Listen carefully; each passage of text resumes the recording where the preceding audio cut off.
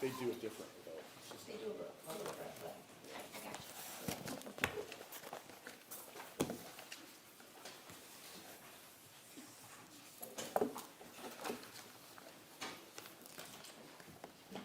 Mr. Tubergen? Thank you, Your Honor. This is People of the State of Michigan versus Leticia Gonzalez, case number 23-45792 FH.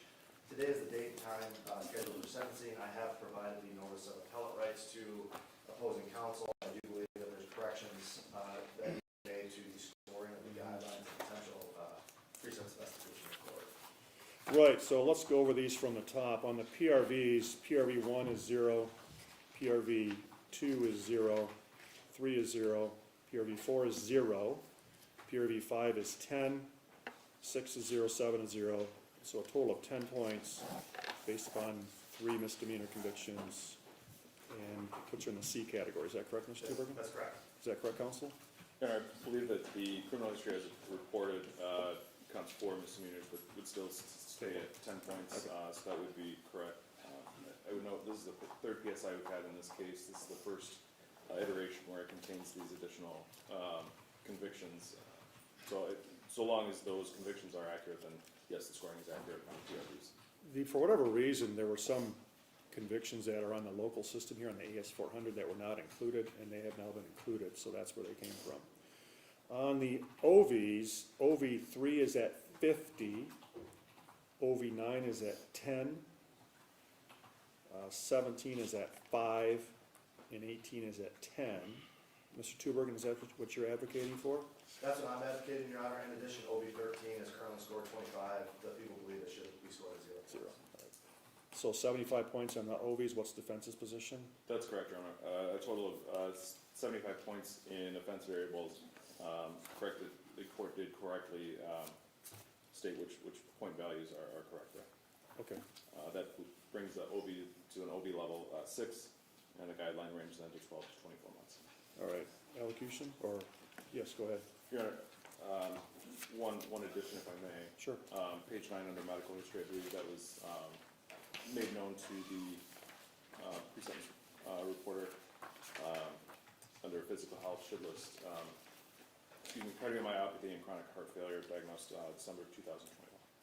Thank you. And DOC's made that change, correct? Yes, sir. All right. Anything else? Nothing further as it relates to the pre-sentence report. All right. Elocution? Your Honor, from the people's perspective, the court is well aware of the facts and circumstances surrounding this case. Ms. Gonzalez has been in front of this court in a number of different hearings. At the bottom line, Your Honor, Ms. Gonzalez decided to take her methadone, which is a controlled substance, then sought out additional methadone on the day that this occurred. She was driving home, lost control of her vehicle, and for all intents and purposes, there was no reason to lose control of her vehicle other than due to the ingestion of the methadone. The vehicle did roll into the pond and ultimately did cause the death of her 3 children. Like I said, the court is well aware of the facts and circumstances of this case. There are 3 dead children at this point in time due to the defendant's actions. Because of that, we are asking the court to take that into consideration and fashion an appropriate sentence. Does your client need to sit down for this? Maybe. Okay. You may continue. That's all I have. Thank you. Thank you, Your Honor. All right. I believe that the theme here that you're going to hear several times is that Ms. Gonzalez, she's just already serving a life sentence, and that's true. She's lost her children, and prior to this, it's not like her life was all that easy to begin with. In meeting with Leticia and knowing her for the past, well over a year at this point, she's been processing through the stages of grief. We've seen the denial, the anger, all of it. And she's been before the court now twice to accept responsibility for her actions. She's been on bond for well over a year. Been monitored through both the probation department as well as the community and folks that are heavily invested in monitoring her and making sure that she's staying on the right path here. And she's had no violations. We've not had to be in front of the court for even showing the line on those conditions. Furthermore, the court has reviewed the memo that was submitted by the defense team. She's detoxed from all of her medically assisted therapies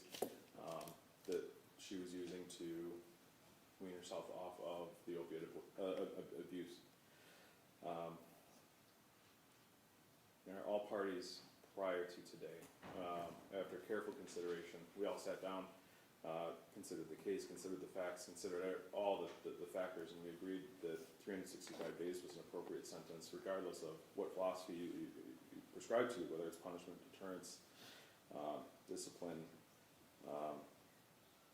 The only thing that has changed now in this case is that the charge and the guidelines now reflect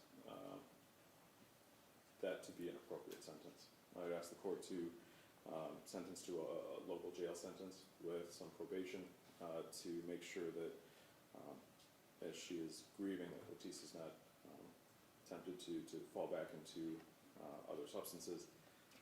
But again, as far as I've known her, her resolve has always been very strong. That's not going to be an issue. But I would ask the court to sentence to local tenant probation. Thank you. Ms. Gonzalez, have you had an adequate opportunity to read and review the pre-sentence report? Yes, sir. Any additions or corrections that you wish to make? No. Anything you would like to say before sentence is imposed? Yeah, I'd like to. Go ahead. Go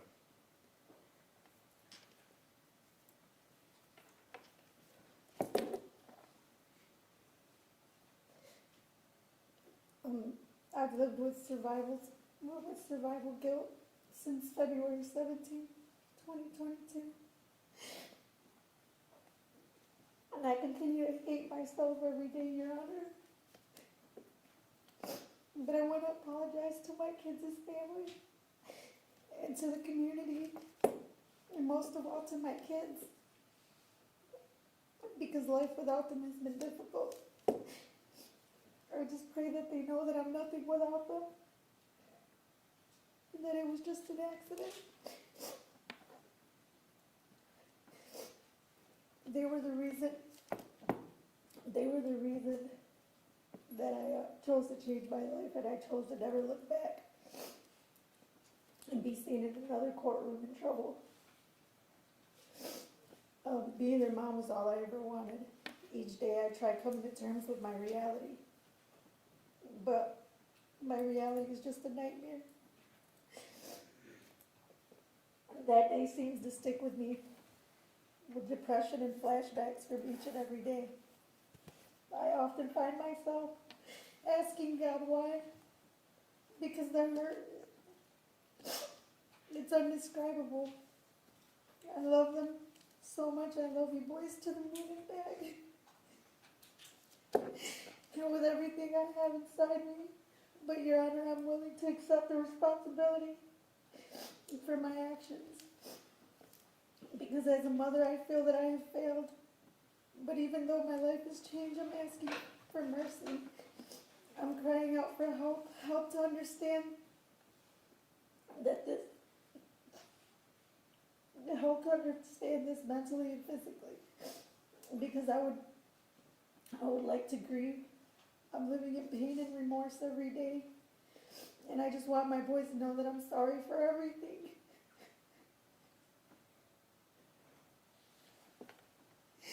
And if I could give my life and change places, I swear I would. Life without them will never be the same, Your Honor. I lost everything I ever needed, and I hate myself so much. I've been sentenced to life without them for the rest of my life, so I'm asking for forgiveness. And also to my 3 boys that lost their lives, but yet here I stand still asking you for mercy. I'm willing to take the responsibility as their mother, and as a mother should, but I would like my boys to know that I'm sorry from the bottom of my heart, and I hope that they can forgive me, and I hope the community and you can forgive me, Your Honor. But I will always love my boys with all of me. That's it. Thank you. Do you need a moment?